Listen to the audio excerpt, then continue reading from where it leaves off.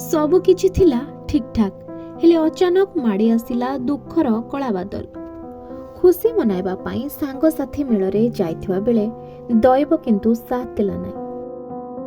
ए होछंती गंजाम जिला दिगपहंडी ब्लॉक करपड़ा पंचायतर रविंद्र बेहरा, जहाँकर बयस मात्र 15 होइथिबा बेले निज ग्राम करपड़ा नोडाल स्कूल रे 10म श्रेणी रे पाठ पढ़ती। शिक्षक मानक कहवा अनुसायी रविंद्र शांत शिष्ट सरल स्वभावर छात्र होइथिबा बेले पाठ मध्य भल पढ़ती। परिवार कहिले बापा माँ 2 भाई और 2 भौणी। बापा माँ उभय मूल्य लगी परिवार प्रतिपोषण करती। आर्थिक अवस्था अति शोचनीय होइथिबारु मुंड गुंजिबाकू घर खंडिए मध्य करिबाकू असमर्थ। सेथिपाई से भाईको घरे रहिछंती। साही लोक माने मध्य तांको दुखरे समदुखी पलटिछंती। आ एभली अवस्थारे रविंद्र हराइछंती तांकर 2टी जाक हाथ। घटनाक्रम थिला एमिति। सेदिन थिला गणेश पूजा।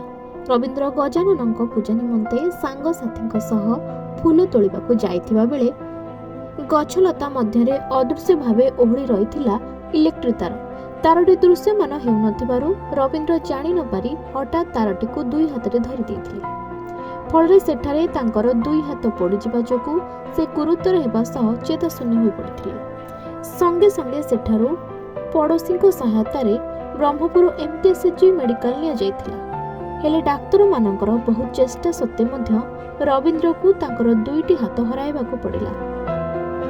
जे बयसरे रविंद्र रोजगार करी बापा माँ को पोषी खुशीर संसार गढ़ी था, सेई बयसरे रविंद्र पलटि गले परिवार पाई आउ एक बोझ।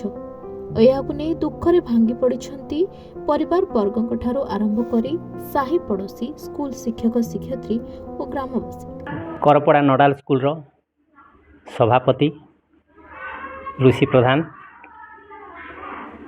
ये रविंद्र बेहरा ये करपड़ा स्कूल रे पाठ पढ़ुले।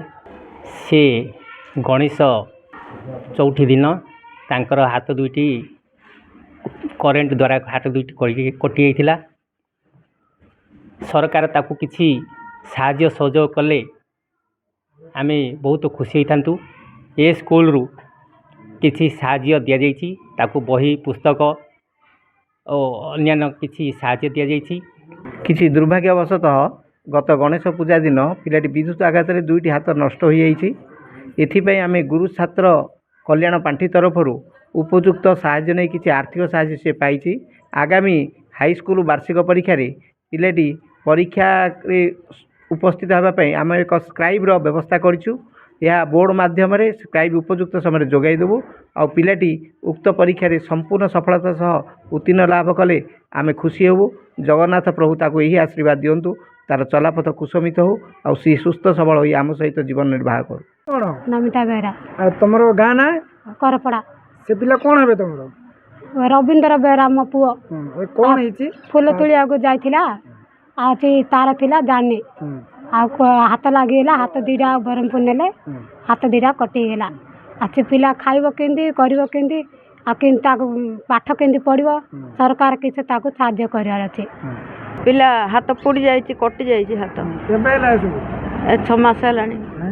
6 मास हलानी। समस्या पिला कोन जाइथिला, कोन करथिला? आ फूल तुलिया जाइथिला। फूल तुली जागी सब पिला साथी गिरी ये पड़ जाइछि। आ किछि सरकारी सहायता मिललानी कि? नाइ किछि नै। नाटा कोन? नारा कृष्ण साहू। कौन है रवि बेहरा तांकर कौन है? रवि बेहरार बड़ परिस्थिति असुविधा है आज्ञा। सी आम साई ये भल पिला, भल पाठ पढ़ुला, भल जाना, समस्त के साथ भल चलुला।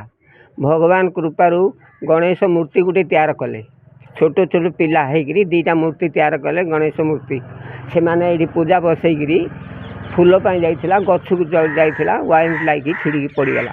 ये मुंड फाटिगला, हाथ जोड़ा सब भागीगला, छिड़ीगला सब। एमती बमकई नेले, बमकई नेले, बमकई दिग पॉइंट नेले, दिग पॉइंट टू ब्रह्मपुर नहीं गले। ब्रह्मपुर 2 मास रखिले, तापर आनिक छाड़ दे। समस्त आसिक उठे उठे नौचे सीना आउर काम किसी। तुम ना कौन बाप? रवि बेहरा। को क्लास रे पढ़ुछ? 10th। को school? Karapada nodal high school. अच्छा, कौन है तुमर? गणेश पूजार फूल तुले जाइथिली। आसिली तार ओहलिक थिला। ଆଉ ଦେଖିନି ଧଦେଲି ହାତ ଦୁଇଟି କଟିଗଲା। ଏବେ କେମିତି କ'ଣ କାମ ସବୁ କରୁଛ, କେମିତି ପଢ଼ାପଢ଼ି କରୁଛ? ଆଉ କାମ କରିପାରୁନି ଆଉ କ'ଣ ସରକାର ସାହାଯ୍ୟ କରିଥିଲେ ପଢ଼ିକିରି ଆଗକୁ ବଢ଼ିଥାନ୍ତି। ସବୁକିଛି ଥିଲା ଠିକ୍ଠାକ୍, ଅଚାନକ ମାଡ଼ି ଆସିଲା ବିପଦ।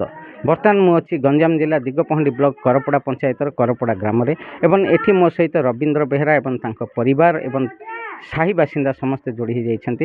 ତେବେ ରବୀନ୍ଦ୍ର ବେହେରା ହାତ ଦୁଇଟି କୃତ୍ରିମ ଅଙ୍ଗ ଦୁଇଟି ସରକାର ଲଗାଇବା ପାଇଁ ବ୍ୟବସ୍ଥା କରନ୍ତୁ ଏବଂ ଯେହେତୁ ରବୀନ୍ଦ୍ର ବେହେରାର ପରିବାର ହେଉଛି ଗରିବ, ସେମାନଙ୍କର ଆର୍ଥିକ ଅବସ୍ଥା ଏତେ ସ୍ୱଚ୍ଛଳ ନୁହେଁ, ଆର୍ଥିକ ଅବସ୍ଥା ଶୋଚନୀୟ ଅଟେ ଯାହା ସାହି ବାସିନ୍ଦାଙ୍କୁ କହିବା କଥା। ତେଣୁ ସରକାର ମଧ୍ୟ ଏ ଦିଗରେ ତାଙ୍କୁ ସହାୟତାର ହାତ ବଢ଼ାନ୍ତୁ ଏବଂ ତାଙ୍କୁ ଆର୍ଥିକ ସହାୟତା କିଛି ଯୋଗାଇ ଦିଅନ୍ତୁ। ସମସ୍ତ ସାହି ବାସିନ୍ଦା ସରକାର ନିକଟରେ ଉପକୃତ ହେବେ ବୋଲି ସେମାନେ କହିଛନ୍ତି। ଗଞ୍ଜାମ ଜିଲ୍ଲା ଦିଗପହଣ୍ଡି ବ୍ଲକ କରପଡ଼ା ଗ୍ରାମରୁ ସଞ୍ଜୟ କୁମାର ବିଶ୍ୱାଳଙ୍କ ରିପୋର୍ଟ, ଖବର ଓଡ଼ିଶା।